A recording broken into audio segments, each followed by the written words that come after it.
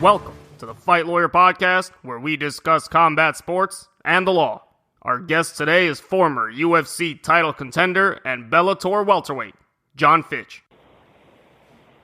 Jon, thanks so much for taking the time to do this. Thanks for having me, man. It's good to be here. So why don't we begin with your wrestling career at Purdue? How important is wrestling to one's development as an MMA fighter?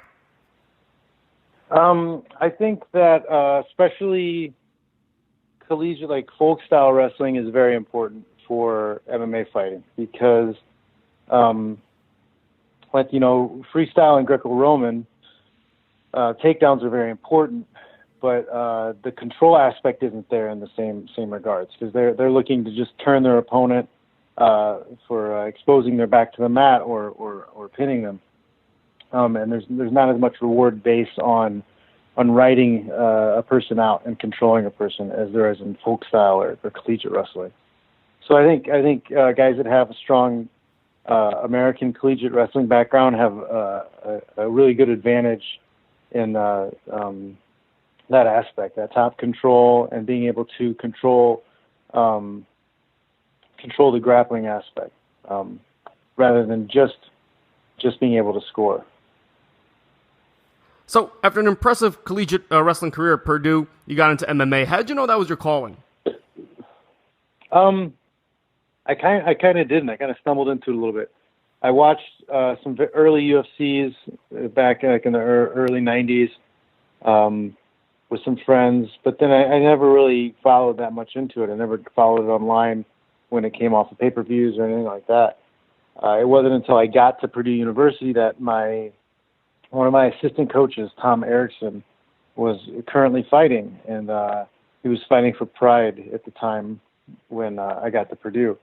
And it wasn't something I had even considered doing yet, but he was having guys come to Purdue to train with him for wrestling. So like Mark Coleman and Gary Goodrich, I think Ian Freeman and some other guys had come, Wes Sims, some other guys had come to Purdue to wrestle around with us in the wrestling room.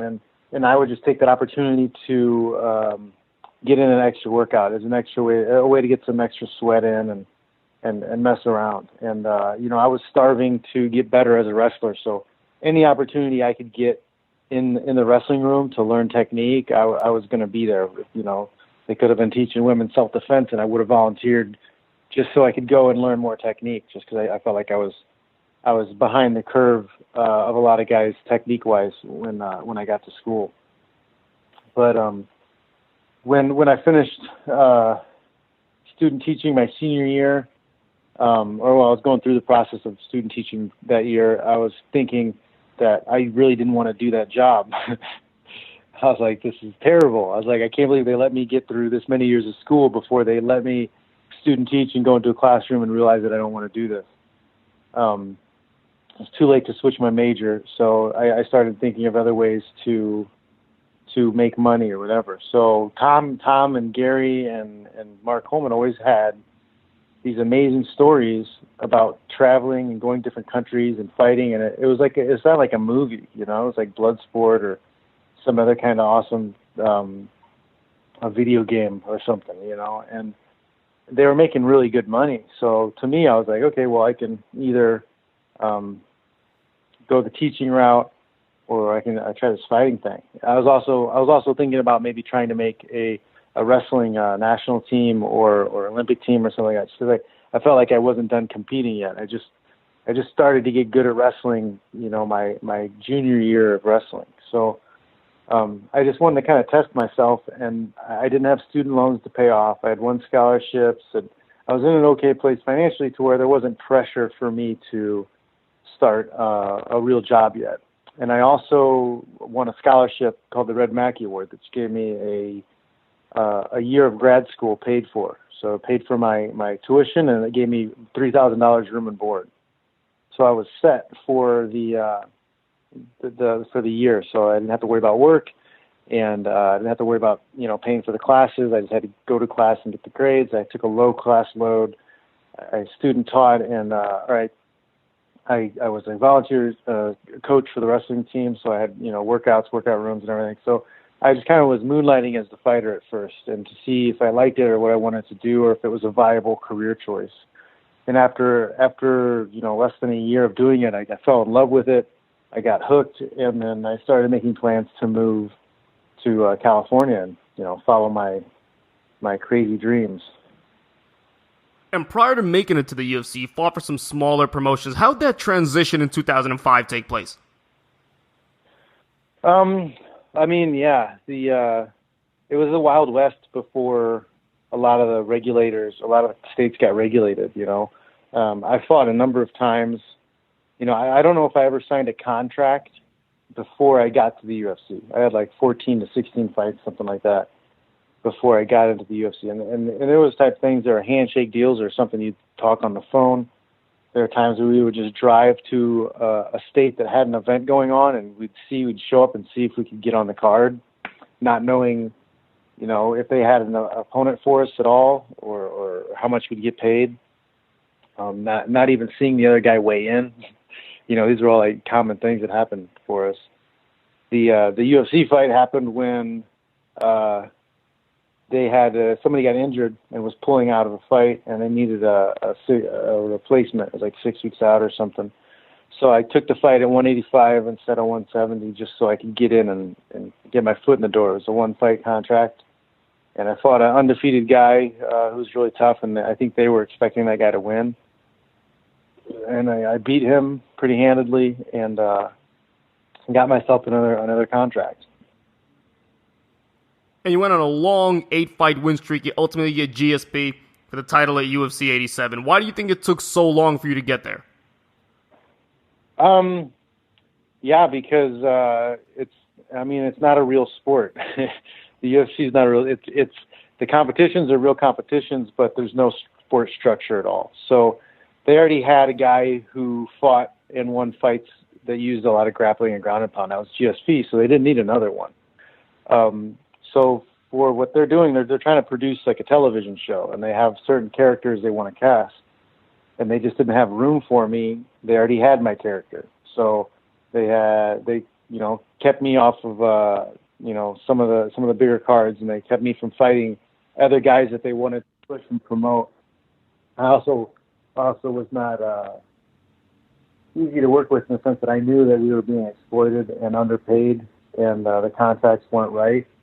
And I would bring these things up, and I kind of would be punished for doing so.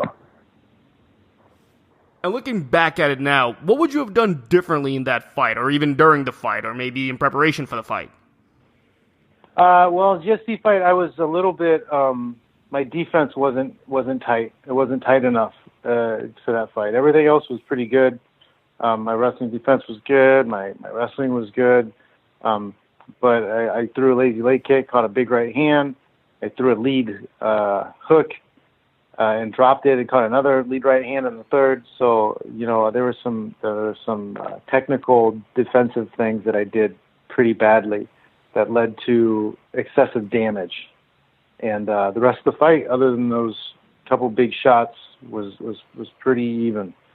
So I think once I tightened my defense up, I was much more ready for a rematch. I just wasn't given it. And after the fight, you engaged in a bit of a battle with the UFC regarding their rights to your name, your likeness. Why was waging that war so important to you? Because it was not a good deal. It wasn't good for me, good deal for anybody. You're taking our image and likeness forever for no money, like zero compensation. Like, nobody should do that. I wouldn't advise anybody to ever accept that type of a deal. You have no idea what the next 5 or 10 years will bring. That was it's part of their monopsony process that they've done to help monopolize the sport, owning people's image and likenesses. They do that because you are less valuable to other promoters once they let go of you, because the UFC owns all your stuff. So, like, for another promoter to pay money for you and not be able to promote you with the tools of using your image and likeness in a video game or other merchandising type deals, it devalues you a great deal, and it gives UFC more control over your entity forever. Do you think that ordeal was maybe in hindsight a sign of things to come as it relates to other issues in terms of your release from the UFC, some of the legal battles that followed? Yes, it was definitely because that whole thing was made public by them. I never went to any press. I never told anybody. Nothing I said. I never said anything. It all transpired within about a day, a little over 24 hours probably, and it was them pushing it, and they purposely pushed that out there to scare everybody else because they were getting a lot of pushback on people signing the merchandising and video game rights agreements. People weren't signing them. People didn't want to give it up. They knew that it was not a good deal, and they didn't want to sign it. And nobody was saying anything publicly about it, but nobody wanted to sign. There are a lot of guys who were refraining from it. So the UFC specifically took me to use me as an example. They fired me. You know, I was somebody who just came off of 8 wins and then a loss to the champ and a decision that got me a fight of the night bonus, right? So my popularity was at a peak, and they chose to fire me on purpose in order to scare everybody else. After they fired me and that daily ordeal took place, they threatened to fire all of my teammates. They threatened to fire everybody who was represented by my management and never allowed them to fight in the UFC again. People saw that. People understood that, you know, if they didn't sign the agreements, then it could happen to them too. And that was what the UFC was purposely trying to do with that situation. All of that situation could have been handled with phone calls and meetings. Like everything could have been put behind closed doors and no one ever would have had to have heard about it. But they purposely made efforts to make sure everybody knew about it because they were using it to leverage the position and scare people into signing contracts. But you ultimately did make it back after that fight, go on another nice win streak, and you get BJ Penn in Australia. What was different about fighting BJ Penn at the time? I think my mental state was not there because I'd been getting so much pushback from the UFC and having so many issues with them that I wasn't thinking real clearly. I switched to a vegan diet, which was not smart. I lost a good deal of muscle and began getting injured quite often. And I think that when I fought Thiago Alves the second time, I was supposed to be for a title shot. And when they took that away from me, I think it hit me harder than I wanted to admit at the time.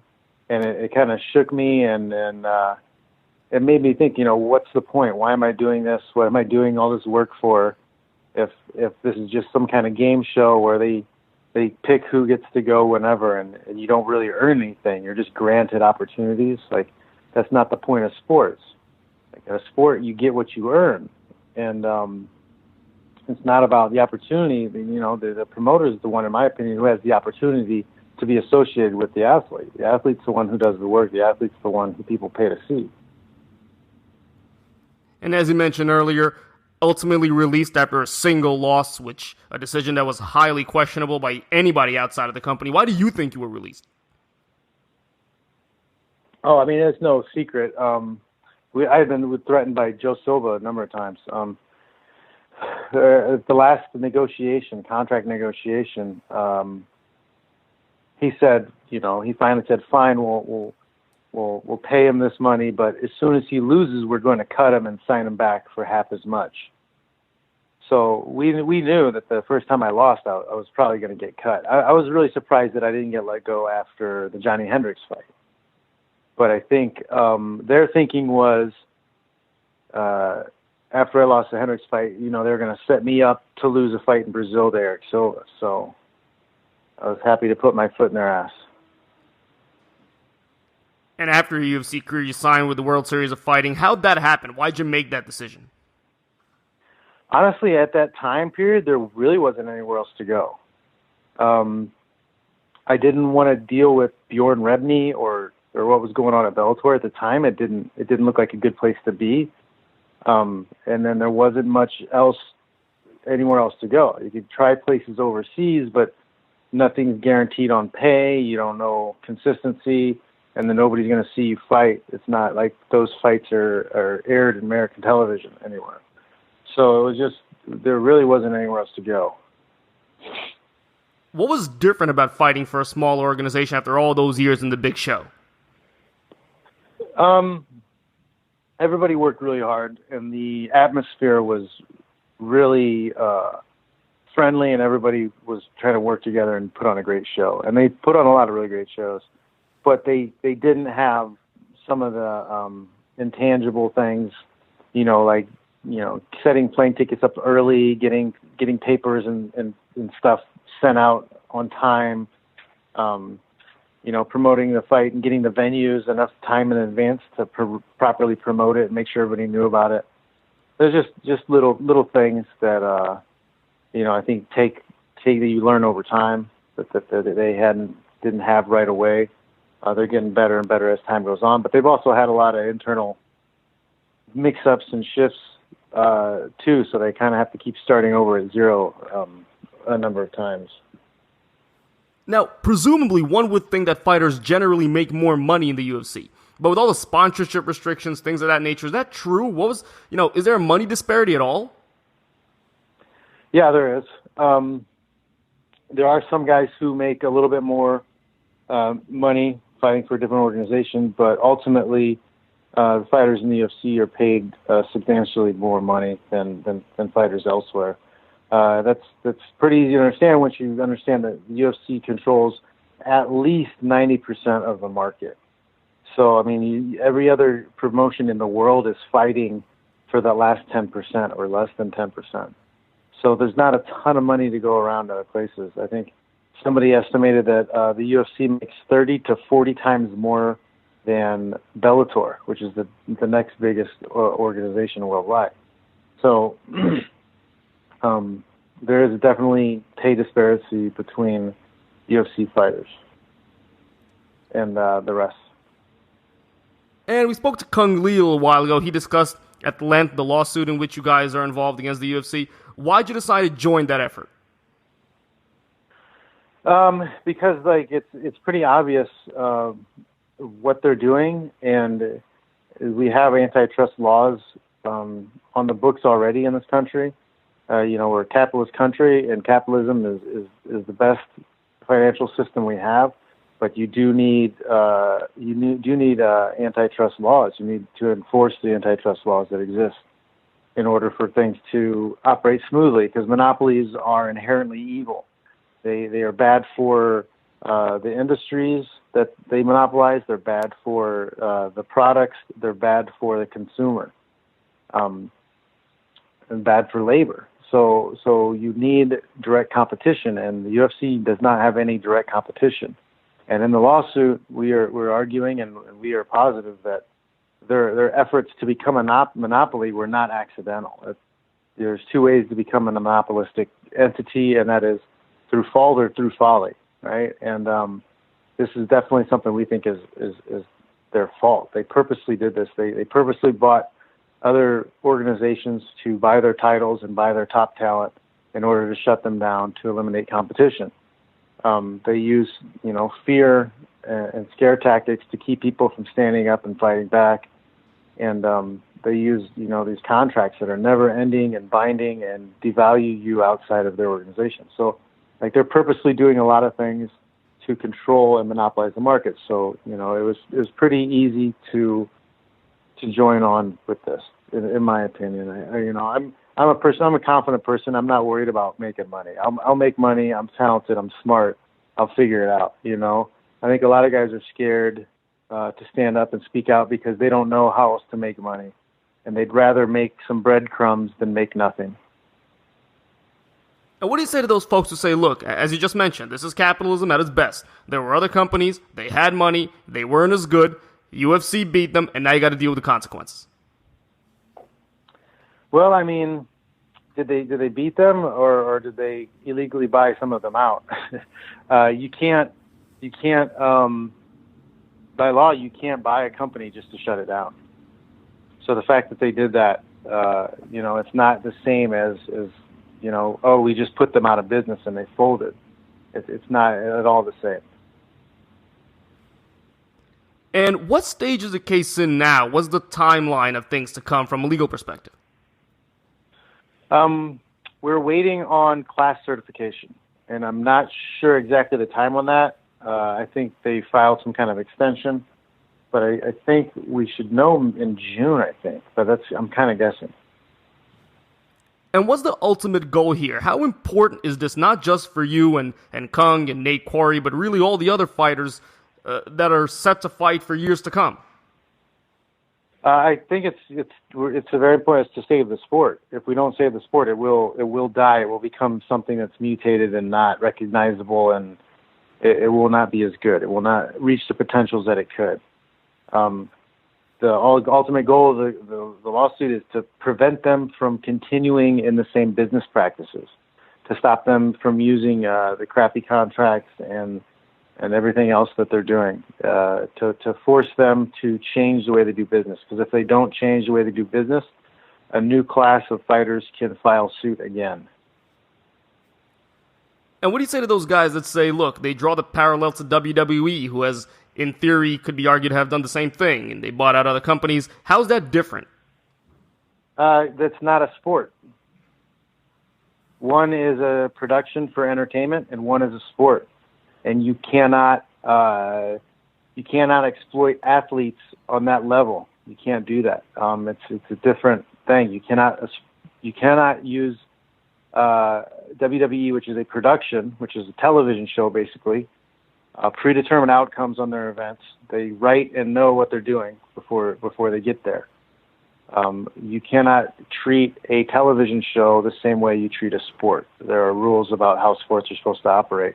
And you cannot have things that exist that are unnecessary around competition. If it's something that exists and you don't need it for competition, it needs to be eliminated.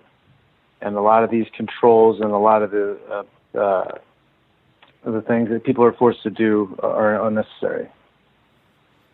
And the purchase of the UFC for all that money some time ago by what is essentially an entertainment company, what impact do you think, what does it show the consumer as to which direction they're trying to take it?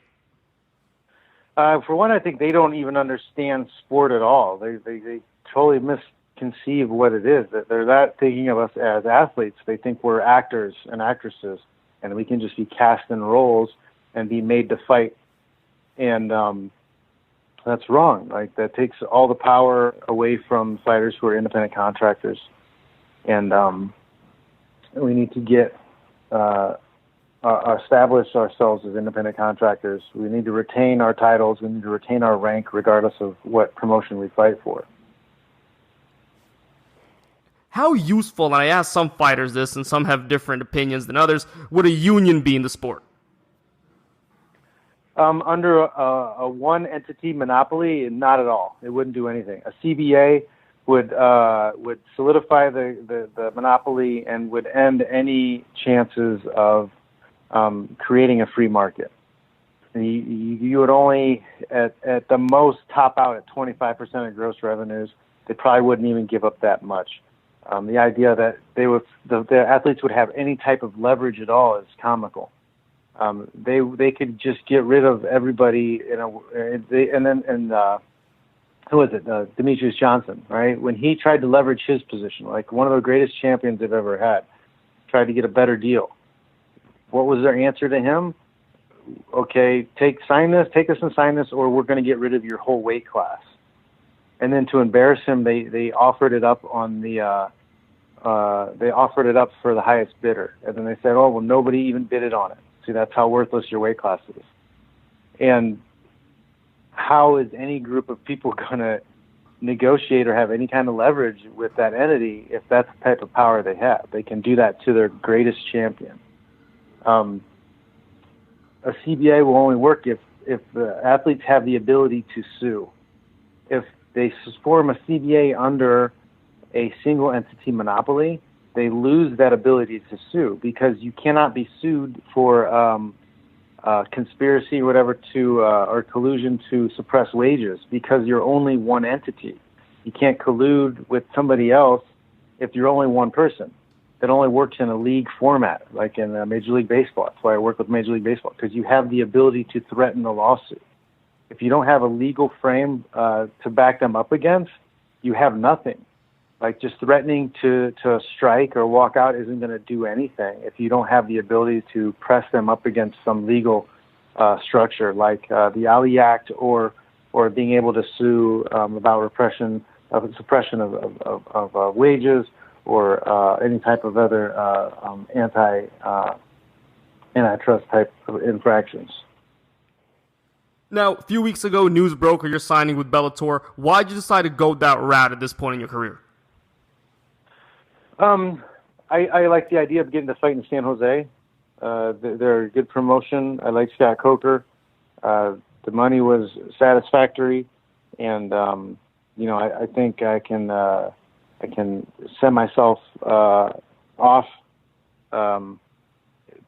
Finish my career out in a strong way for a strong organization in my hometown.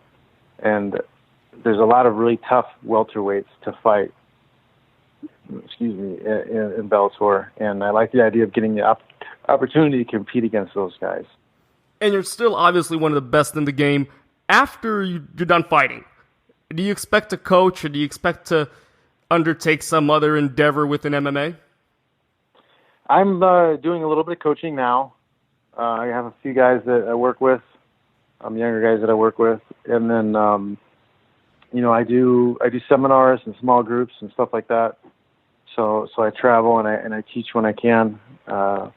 People can book me through my Facebook or through my website jonfitch.net. But I love teaching. I like working with people. So that's a very strong possibility for my future. Understood. Jon, where could people go to find out more about you, how to get in touch with you, how to book you? Yeah, my website, jonfitch.net. I just revamped it. It's up and running now. I've got a blog series running on there called Failing Upward or Death by Ego. I've got links to my YouTube and all my other social media stuff on there. So if people check out jonfitch.net, they'll get to see quite a bit of stuff. And Bellator is doing this heavyweight tournament. How important is it to bring back some of those tournaments, to restrict some of these issues that you've been talking about throughout the interview about picking and choosing guys for title shots and rankings and things of that nature? I think tournaments sometimes can be good. It shouldn't affect who the title holder is. It should be a separate Grand Prix type title that maybe can be given, number one contender can be given that or whatever. But I think they can be good sometimes, time to time, because fans have something to follow along with, and they have a certain type of structure to follow along with, and I think that's a good thing.